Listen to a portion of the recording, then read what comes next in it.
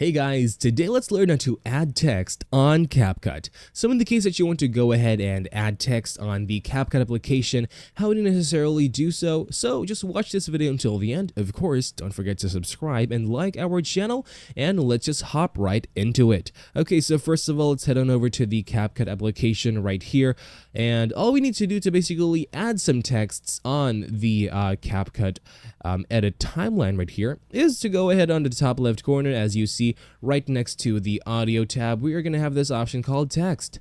And if you tap on that, of course, we also have this option called add text. And if you tap on add text, of course, you can actually see this option to add a default text to the track. Once we tap on the plus icon right here, it is automatically going to be added to our timeline as a default text right here.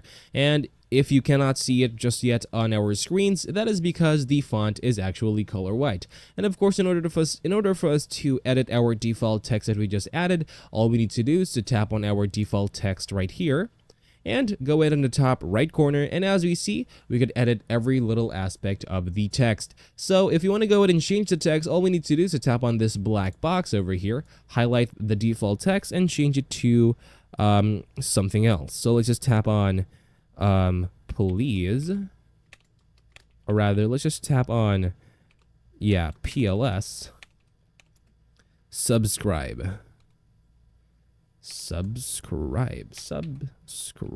Okay. And once that is already done, of course, all we need to do next is to go ahead and change the color.